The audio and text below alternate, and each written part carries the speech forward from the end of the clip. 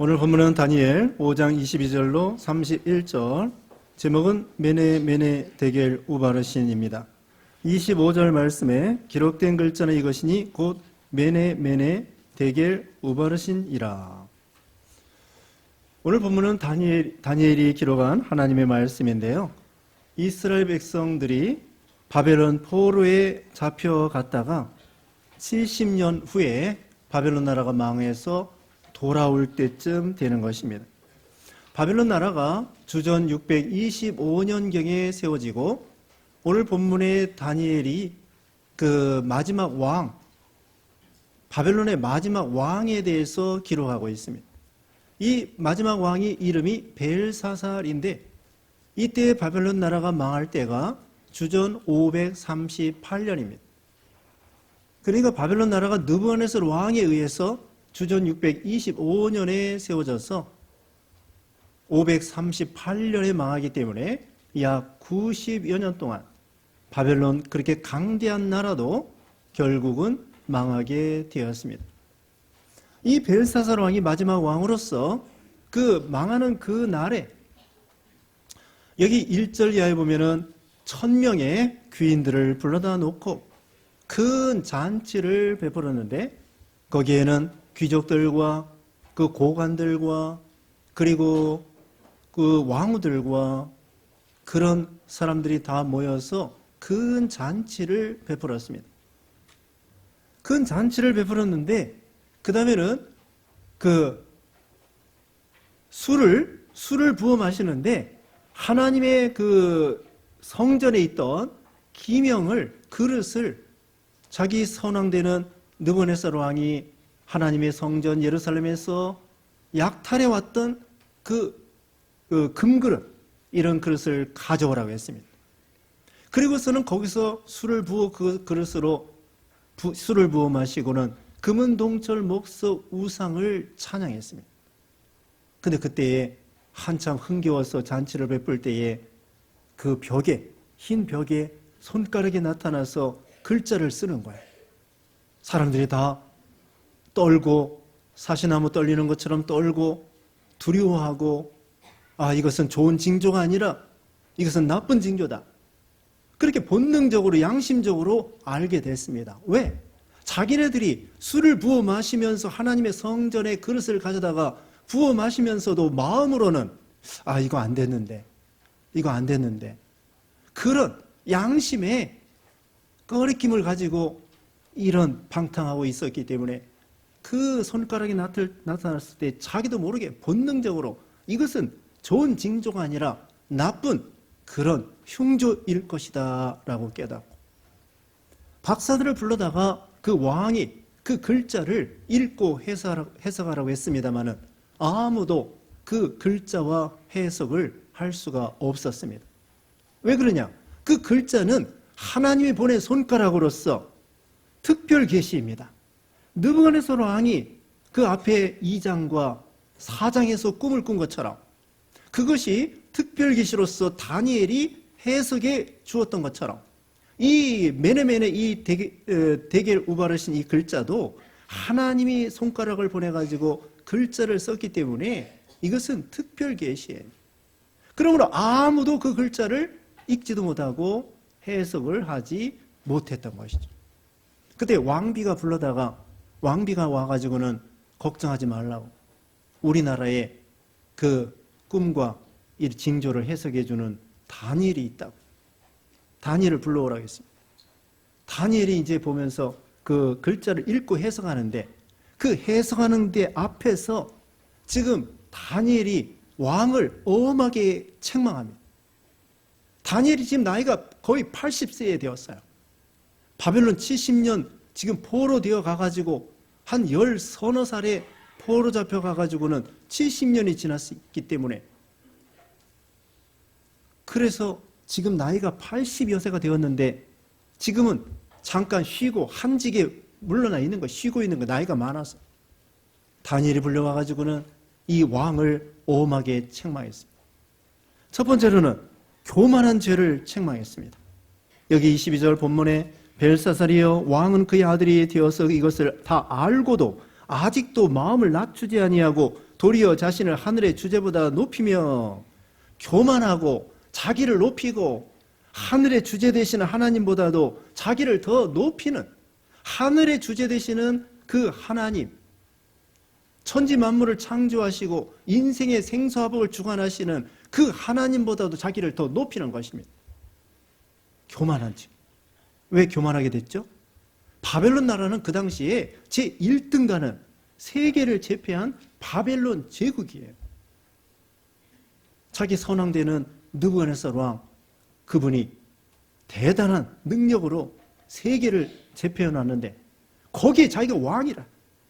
그러므로 자기도 모르게 교만하고 자기를 신으로 생각한 것입니다.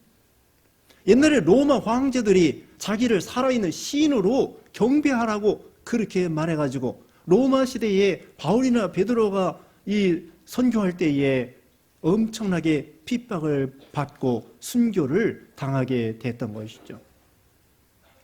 이와 같이 예전에 중국의 황제들도 자기네들은 천자라고 그러잖아요. 하늘의 신이, 하늘의 아들이다. 일본 천황도 자기는 신이라고 하잖아요.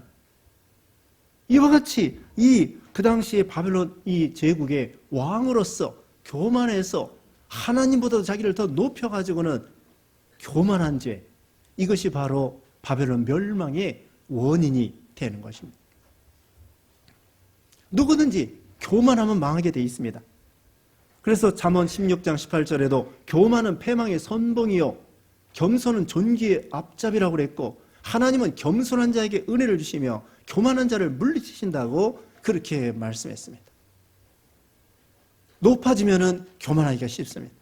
왕이 되면은 교만하기가 쉽습니다. 뭔가 잘나면은 교만하기가 쉬운 거야. 그러므로 사도 바울도 종교적으로 신앙적으로 상당히 사도로서 대단한 능력의 역사가 나타났기 때문에 교만할까 봐 하나님께서 가시를 주시어서 눈병이라고 하는데 가시를 주어서 늘 자기를 쳐서 복종시키고 겸손하게 했던 것이죠. 그러므로 우리는 언제나 하나님의 은혜인 줄 알고 오직 나에다 된 건 하나님의 은혜인 줄 알고 겸손한 신앙. 이와 같이 벨사살이 교만하다가 망하게 된 것입니다. 그 다음에 두 번째 이 벨사살왕이 잘못한 건 뭐냐면은 하나님의 성전 그릇을 가져다가 거기다가 술을 부어 마신 거예요. 왜 하필이면은 하나님의 성전에 그릇을 가져다가 술을 부어 마셨습니까? 아니 왕으로서 그동안 이 잔치 베풀기 전에 얼마든지 금으로 계속 금으로 술을 마셨을 거고 금그릇이 얼마나 많았겠습니까? 밥그릇도 금으로 만들어 이렇게 해서 음식을 먹었을 것입니다. 그런데 이때 잔치 때는 하필이면 왜 하나님의 성전에 거기서 뺏어왔던 그 금그릇 그걸 가지고 술을 부어 마셨느냐? 이것은 하나님께 대하여 거역하고 반항하고 강팍하고 목이 곱고 하나님께 대하여 마주쳐서 싸우겠다는 거예요. 하나님이 어디 계시냐? 나 이래도 까딱 없어. 나 이래도 까딱 없어. 하나님 부인해도 까딱 없어. 내가 왕이야. 하나님께 대하여 하나님 없어도 난 잘 살아. 하나님께 대하여 하나님이 계시다고 그러지 하나님이 어디 계셔? 그러면서 다니엘은 하나님에 대해 증거하고 역사가 다 알아요. 이 사람이 알고도 여기 22절에 그랬잖아요. 느부갓네살왕 자기 이 벨사살왕은 느부갓네살왕의 외손자라고 합니다.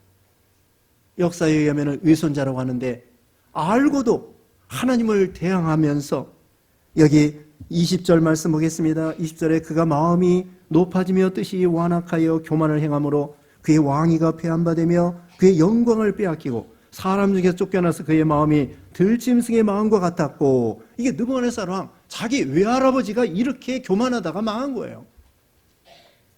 그걸 알고도 고의적으로 그리고 성전 왜 하필이면은 하나님 성전에 그 기명을 그릇을 가져오라고 했습니까? 알고도 이것도 우리가 죄를 져도요 그냥 자기도 모르게 약해서 모르게 짓는 죄가 있고 어떤 것은 고의적으로 알면서도 하나님께 대하여 하나님을 부인하면서 그냥 고의적으로 완악하게 그렇게 죄를 짓는 경우도 있어요. 어느 죄가 더 크겠습니까? 자기도 모르게 죄 짓는 거 하고, 그렇지 않으면은 하나님께 대해서 알면서도 나 까딱없어 괜찮아 그러면서 죄를 짓는 거 하고, 이 사람은 알고도 자기 할아버지가 교만하다가 망한 것을 알면서도, 하나님을 대적하다가 망한 것을 알면서도 회개할 생각 안 하고 오히려 하나님을 대적하면서 성전의 그릇을 더럽히게. 오늘날 우리들은 무엇입니까? 오늘날 우리들은 우리 몸이 하나님의 성전이에요. 고린도전서 3장 16절에 우리는 하나님의 성전이라고 했습니다. 그러면서 뭐라고 말씀했냐면은 성전을 더럽히면 하나님께서 멸하시리라. 우리는 하나님의 성전으로서, 거룩한 성전으로서 우리가 더러운 죄, 더러운 거 먹지 말고, 더러운 거 먹지 말고, 더러운 거 보지 말고, 더러운 거 듣지 말고, 우리 몸을 더럽힐 만한 그런 죄에 참여하지 말고, 거룩하게 성도이잖아요. 성도이며 성전이며 우리가 하나님의 자녀로서, 성도로서 우리 몸을 거룩하게 깨끗하게, 그래야 하나님이 쓰신다고 했습니다. 디모데후서 2장 21절에 보면은 자기를 깨끗하게 하면 귀히 쓰는 그릇이 되어. 성전을 더럽히지 말라. 우리 몸을 더럽히지 마라. 그 다음에 세 번째 이 벨사살 왕의 죄는 무엇인가 하면은 술 먹고 방탕한 죄가 되겠습니다. 방탕한 죄.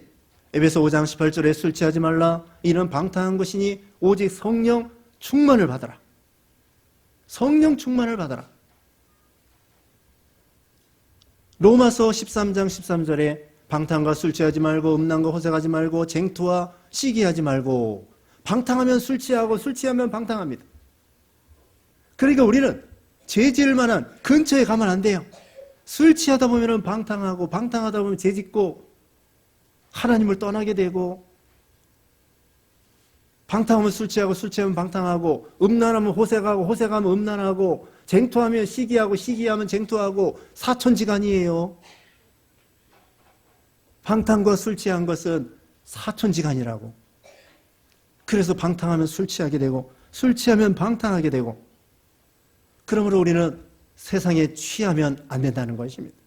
세상에 빠져들어가면 안 된다는 것입니다.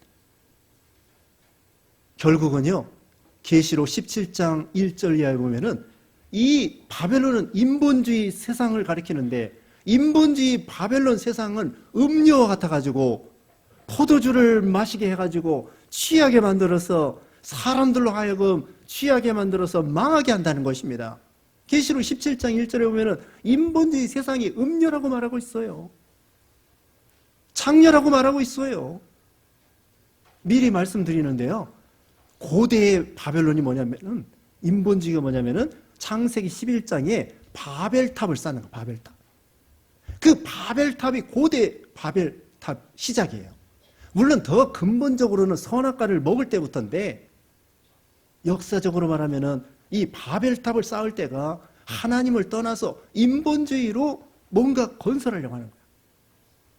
그러다가 여기 보면은 이 신바벨론이 제국인데, 이 바벨론 제국이 다니엘 때에 느부갓네살 왕이 교만하다가 또 이 벨사살 왕이 교만하고 이런 죄를 짓다가 망하는 거고, 그 다음에 궁극적으로 제일 나중에는 방금 말씀한 것처럼 계시록 17장 18장에 가면은 인본주의 바벨론이 완전히 망하게 됩니다. 하나님을 떠나서 자기를 위해서 욕심을 따라 방금 말한 것처럼 음료, 창녀, 이 세상 인본주의가 창녀가 돼가지고 우리 신자들, 사람들을 미혹해가지고 그 술을 세상에 취해서 얼떨떨하게 만들어가지고는 죄를 짓게 만들다가 결국은 세상은 심판받게 된다는 거죠. 그런데 계시록 18장 4절에 보면은 내 백성아 거기서 나오너라. 인본주의 멸망할 세상에서 나오너라. 소돔 고모라 멸망할 때에 빨리 나오라고 하는 것처럼 우리는 인본주의 세상에 취해 들어가면 안 됩니다. 돈에 취하고 도박에 취하고 게임에 취하고 네? 여자에 취하고 남자에 취하고 운동에 취하고 운동 열심히 할 수 있어요. 근데 운동이 하나님이 되고 건강을 위해서 운동해야죠. 저도 운동합니다. 그런데 이런 데 취해서 어떤 사람은요 운동하면서 헬스하면서 있죠. 그 안 좋은 약을 먹는데요. 이 근육이 빨리 나오라고. 그런 건 안 좋은 거야.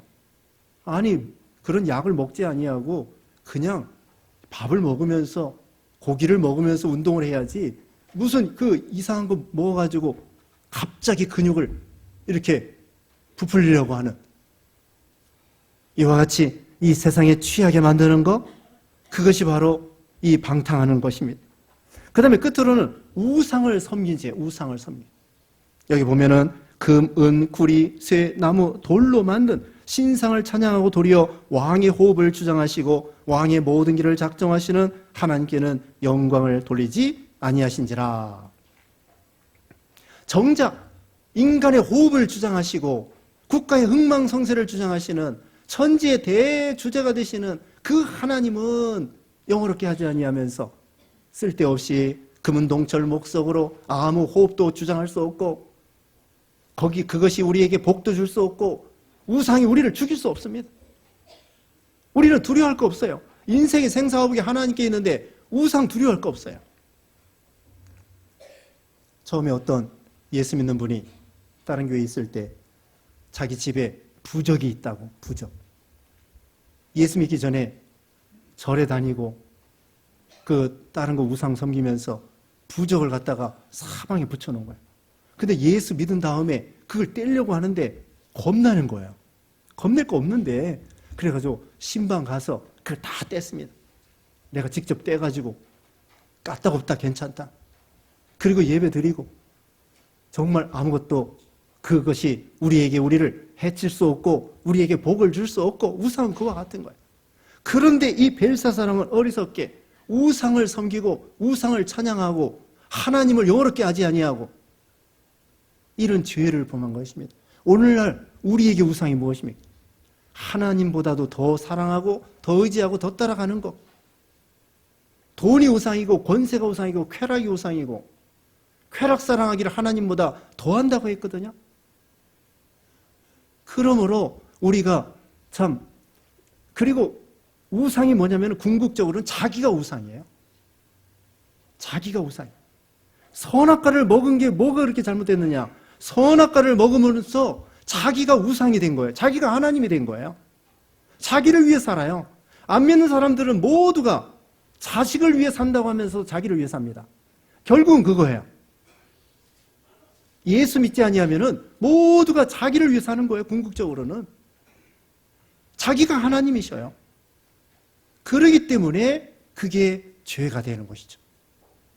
궁극적으로는 자기가 우상이 되어서 자기가 하나님이 되고 자기 권세, 자기 지식, 자기 주먹, 자기 꾀, 자기 인물, 자기 가문 이런 게 우상이 된다는 거죠.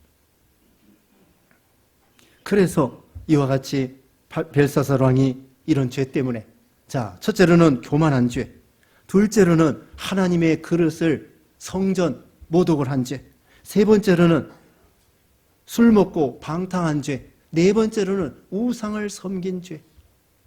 이런 죄 때문에 바벨론 왕 벨사살이 망하고 바벨론 왕조가 망하고 최후에는 계시록 17장 18장에 있는 것처럼 인본주의 이 세상이 이 세상 최후 종말이 있습니다. 그때에 인본주의 세상은 하루아침에 멸망하게 된다고 성경에 예언하고 있습니다. 그래서 이 글자가 나타나는 거예요. 자, 이 글자 메네메네 데겔 우바르신 좋은 징조라고 했습니까? 흉조라고 했습니까? 흉조예요. 본능적으로 자기들이 방탕한 거 이거 안 됐는데 하나님의 그릇을 가지고 술 부어 마시면서 속으로는 이거 이래도 될까? 겉으로는 강짜를 부리면서도 속으로는 이거 혹시 자기 양심에 이 사람들이 벌써 꺼렸기 때문에 손가락이 나타날 때 이거 심판받는 거 아니야? 본능적으로 아는 거예요. 메네메네 데겔 우바르신 이거 뭐냐? 세고 달고 나눈다 그 뜻이에요. 단순해요. 그런 히브리어로 여기 기록되어 있지만 그 당시에는 사람들이 읽지 못했어요. 히브리어로 기록된 게 아니에요. 어떤 글자일지 모르지만 히브리어 거기 많은 사람이 알아요. 히브리어로 여기 성경에 기록했지만은 그 당시에는 어떤 기호로 돼 있어가지고 못 읽어 해석도 못해. 그런데 다니엘이가 히브리어로 메네 데겔 우바르신 직역을 하면은 세고 달고 나눈다. 근데 이것만 가지고는 몰라요. 아니 세고 달고 나눈다. 이게 뭐야? 이거 모른다. 이와 같이 우리가 시대적으로도 하나님께서 우리에게 손가락을 보내는 것입니다. 잘못할 때에 손가락을 보내는 거야. 한 가지 예를 들어보겠습니다. 2001년 9월 11일에 미국의 쌍둥이 빌딩이 그 이슬람 믿는 사람들이 비행기를 잡아가지고는 거기다가 부딪혀서 쌍둥이 빌딩이 무너졌습니다. 이게 오늘날 이 시대에 우리를 향한 하나님의 경고요, 손가락이란 말입니다.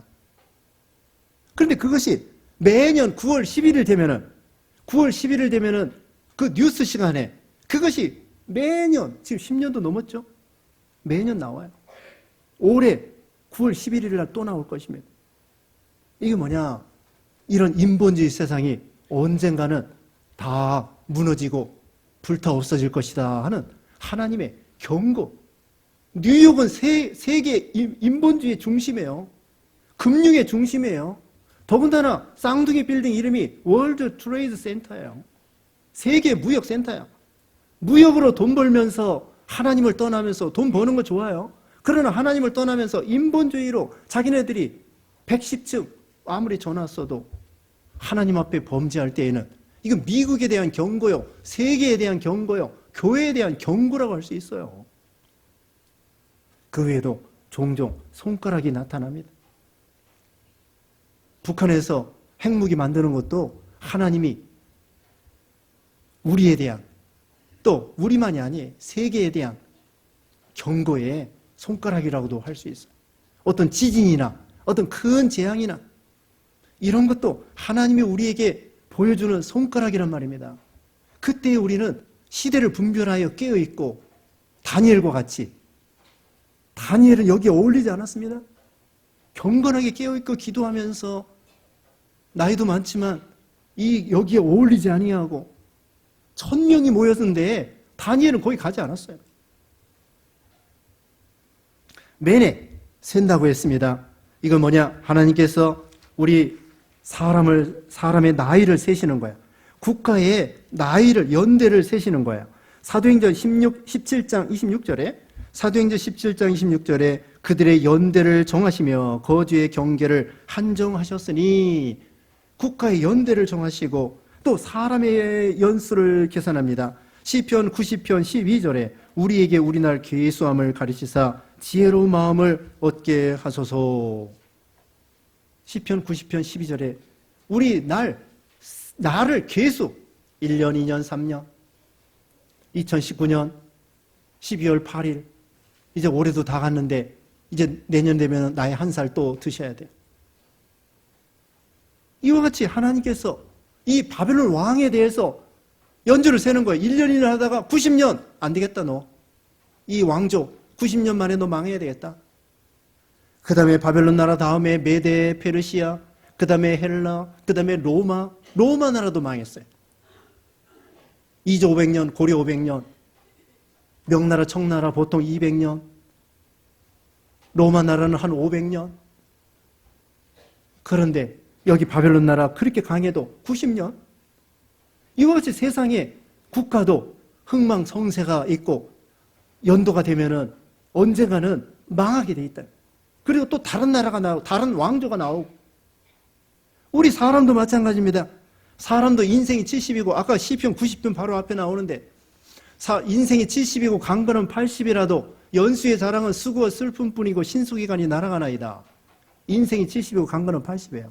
여기 80 더 되신 분도 있는데 100살이라고 합시다. 100살도 얼마 안 남았어요. 100살이라고 해도 얼마 안 남았습니다. 근데 100살 살기 보통 어려운 게 아니에요. 또 죽는 것은 순서가 없습니다. 그러므로 우리 날이 얼마인지 모릅니다.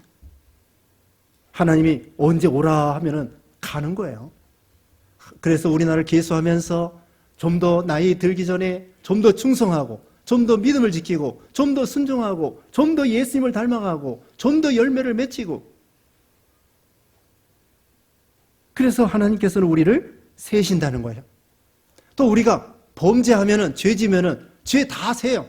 너 이런 범죄 했구나, 이런 죄 졌구나, 이런 거 어겼구나, 또 이거 순종했구나. 하나님이 다 계산해 놓는다고. 우리가 죄 지은 거 하나님이 계산해 놔요. 그리고 순종한 거 다 계산해 놔요. 순종한 거 순종한 대로 축복해 주시고, 죄 지으면 죄 지은 대로 하나님께서 징계하시고, 하나님이 다 헤아리시고 계산해 놓으신다는 거예요. 그 다음에 두 번째로는 대결입니다. 대결은 여기 27절에 대결은 왕을 저울에 달아보니 부족함이 보였다 하며, 왕을 저울에 달아보니 왕의 몸무게가 얼마예요? 그게 아니고 이것은 믿음과 영적으로 얼마나 무게가 나가는가, 이걸 말하는 거예요. 믿음을 지킨 거, 다니엘과 같이 믿음을 지키고 예수님이 말씀한 것처럼 의와 인과 신으로 걸어가면 무게가 나가는 거예요. 의의 길로 걸어가면 무게가 나가는 거예요. 소돔 고모라에 의인 10명이 없어서 망했는데, 만약에 소돔 고모라에 예를 들면 인구가 10,000명이다. 인구가 10,000명이면 소돔 고모라에 의인이 10명이다. 무게가 어떤 게 더 나가요? 10,000명하고 의인 10명하고 의인 10명이 무게가 더 나간다는 거예요. 하나님은 믿지 않는 10,000명, 그거 수에 치지도 않아. 하나님을 잘 믿는 10명만 있어도 이 10,000명보다 더 가치가 있다고, 한 생명이 천하보다도 귀중하다고 우리 예수님이 말씀한 것처럼. 그러므로 어떤 사람이 무게가 나가느냐? 믿음 지키는 사람이 하나님 보실 때에 무게가 나가는 거예요. 악인들은 바람에 나는 겨와 같다고 했습니다. 시편 1편 4절에 보면은 악인은 바람에 나는 겨와 같도다. 아무리 많아도 악인들은 하나님 앞에 겨와 같아. 아무것도 아니야. 무게가 안 나가. 하나님께서 인정을 해주시지 않는 거예요. 여기 이 벨사살 왕도 하나님 무게를 재보니까 너무 가벼워. 휙 부르면 날아가는 것처럼 하나님 우리 무게를 달아 보신다는 것입니다. 잠언 24장 12절에 마음을 저울질하시는 이가 어찌 통찰하지 못하시겠으며, 우리 마음을 저울질하시는 하나님. 사무엘상 2장 3절에 보면은 여호와는 지식의 하나님이시라 행동을 달아 보시느니라. 우리 행동을 달아 보셔요. 몇 킬로그램짜리인가? 우리 마음을 달아보셔요. 몇 킬로그램짜리인가? 그러므로 우리는 다니엘과 같이 믿음 지키고 의의 길로 걸어가고 선한 길로 걸어가고 순종하는 길로 걸어가고 의와 인과 신, 말씀 순종, 사랑으로 걸어가고 인내로 걸어가고, 이런 믿음을 가지려면 무게가 많이 나가서 하나님께서 잘했다, 착하고 충성된 종아, 그렇게 칭찬해 주신다는 거예요. 우리가 가벼운 사람 되지 말고 신앙적으로 육신 중심, 세상 중심, 죄악 중심, 욕심 중심, 그렇게 하나가면은 사람이 가벼운 사람이 되는 거예요. 영적으로 우리가 믿음을 지켜서 무게 있는 사람, 하나님 보실 때 귀중한 사람, 말 그대로 귀할 귀자에다가 무거울 중자, 귀중한 사람, 금과 같이 귀중한 사람, 보석과 같이 귀중한 사람, 이런 사람이 되라는 거예요. 그러면 여기 끝으로 베레스는 뭐냐? 우바르신하고 베레스 같은 거예요. 우라고 하는 건 접속사, 그리고 바르신은 복수에, 베레스는 단수에, 똑같이 나눈다는 것입니다.